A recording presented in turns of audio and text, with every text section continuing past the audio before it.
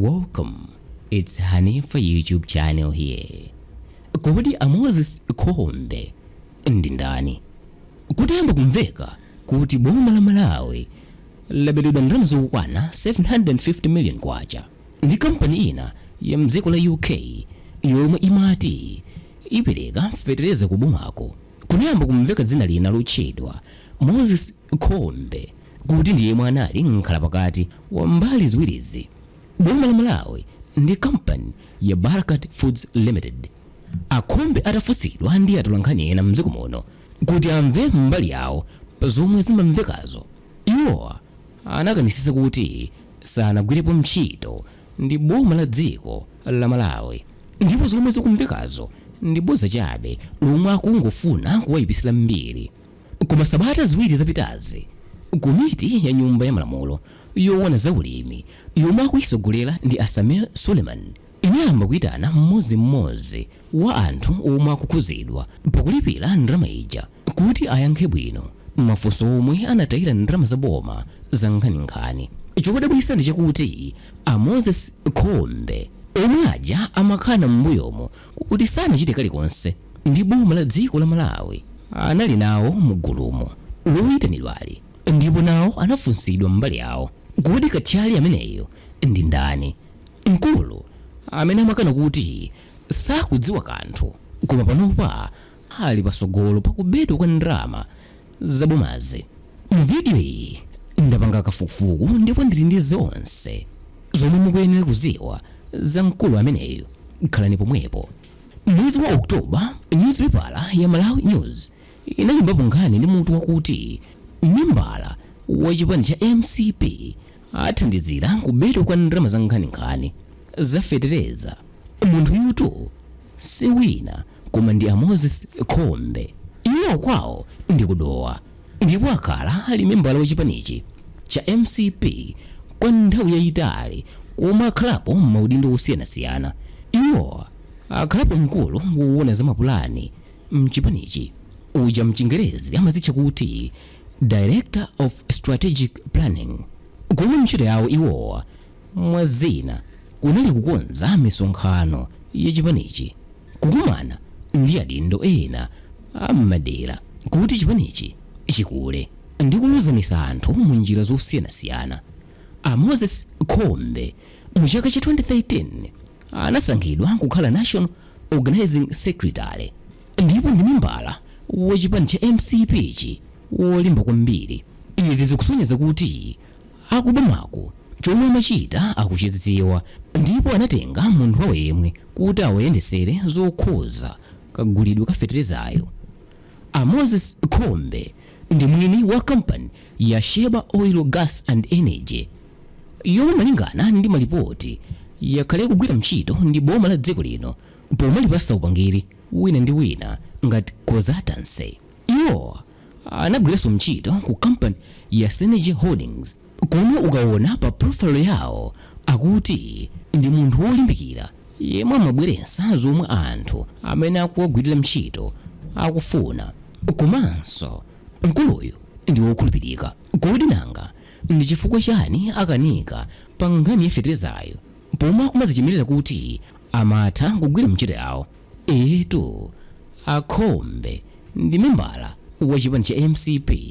Mu chaka cha 2007 Moses Khombe anakaphunzira ku skulu ya Brigham Young University yomwe ili mu dera la Utah mdziko la United States of America, ndipo mu chaka cha 2015 anamaliza maphunziro awo a PhD ku Mackay School of Education yomwe ndi mbali imodzi ya skulu ya Brigham High University. Kodi nanga Moses Khombe anadziwana bwanji ndi azungu aku Brigham Young University? Mu chaka cha 2001 ndi 2002 mdziko muno munagwa ng'amba yomwe inapangisa kuti anthu asakolole zokwanira m'minda yawo, ndipo kunali njala ya zaoneni. Bungwe lina la mdziko la United States of America lotchedwa No Skin linabwera nkuyamba kugawa chakudya chotchedwa vital meal kwa ana omwe analionyenchera kwambiri, ndipo bungweli linafikirana okwana 70,000 mu chigawo chapakati. munthu woyamba kukumana naye kuno kwathu ku Malawi kuti awathandizire ntchitoyi anali bambo Moses Khombe, ndipo azungu aja anamukhulupirira mkuluyo. Kumbali ya azunguwa, Moses Khombe anawathandiza kwambiri pa ntchito yawo, ndipo kamba kosangalatsidwa naye ndi momwe anagwirira ntchito yake, iwowa anamuyitana kuti apite ku United States of America. Bungweli ndi chipembedzo cha Chikhristu, ndipo ali ndi sukulu ya ukachenjedwe yotchedwa Brigham Young University mu dera la Utah mdzikolo. Iwowa bambo Moses Khombe anayamba kugwirizana ndi azunguwa popeza ankawagwirira bwino ntchito. Apa mkuluyu anaonesa chidwi chofuna kupitiriza maphunziro ake, ndipo anapempha azunguwa kuti aphunzire nawo pa sukulupo. Moses Khombe analembera scholarship yotchedwa No Skins Educate the Children, ndipo anawatenga.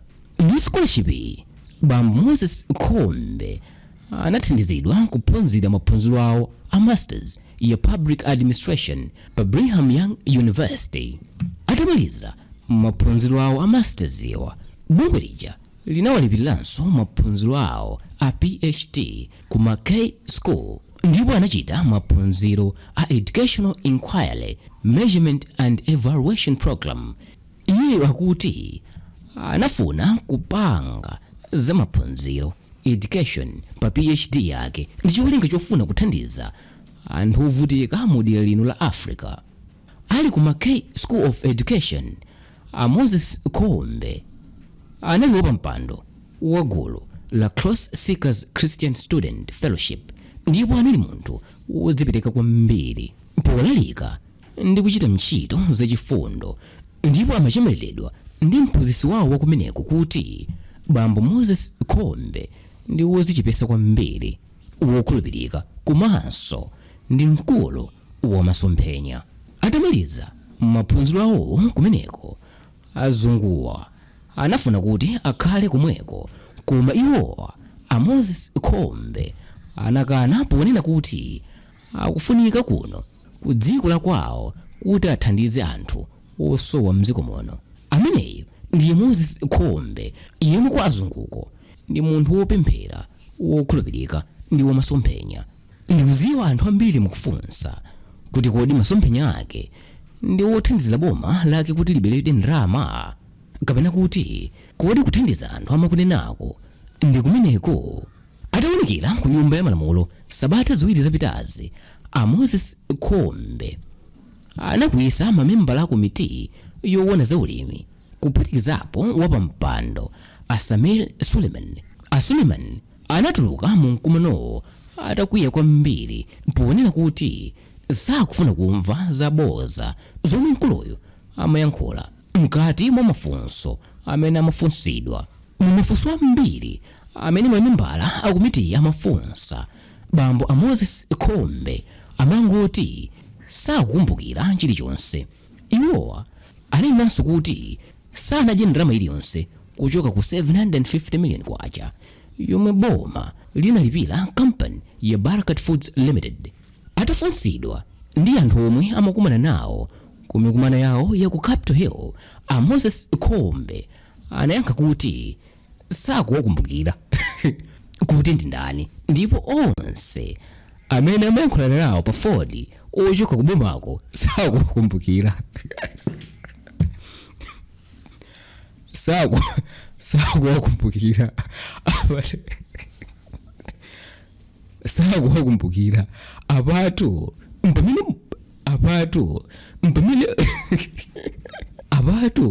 mpamene wapampando wa komiti anatulukamo ponena kuti asayesedwe ngati nzisilo pomawuza zinthu zosagwira mtima. Atawuzidwa kuti akuyenera kubweza ndalama zokwana 750 million kwacha ku boma kamba kakuti ndi yemwe anayibweretsa kampani yabozayi kuno ku Malawi. Moses Khombe anati ntchito yawo kunali kunguza anthu akuboma kuti pali kampani imeneyi yogulitsa fetereza, ndipo iwowa sakukhuzidwapo ndi ndalama chilichonse. Koma ngakhale kuti iwowa sagwira ntchito ku boma, a Khombe pamodzi ndi mzimayi wina Caroline Vijakathe Muthomse amakhala nawo mu mikumano yonse yomwe akuluakulu aku Capitol Hill amapanga. Koma iwowa anawuza komitiyo kuti sakukumbukira aliyense yemwe amapanga nawo mikumanoyo.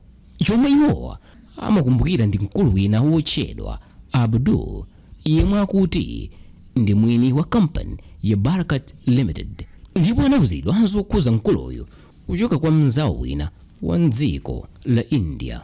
Komatu chodabwitsa kwambiri apapa ndi chakuti a Moses Khombe omwe amakhala akukana chilichonse, koma ndi omwewa omwe analemba email mu mwezi wa Meyi mu chaka cha 2022 kuuza mlembi wa unduna wa zachuma a McDonald Mafuta Mwale, budget director Alois Chilimsungwe ndi akuluakulu ena akuboma kunena kuti boma la dziko lino likuyenera lilipire mwachangu ndalama zokwana 750 million kwacha, ndipo akachedwa mtengo wa feterezawo ukwera kwambiri.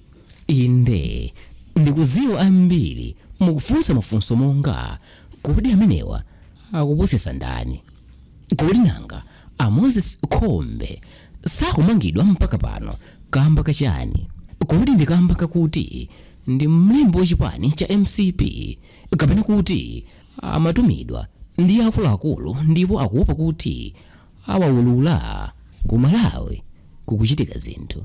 Usayiwala kupanga subscribe ku channel cha Hanifa kuti musate zambiri zochitika mwa satani.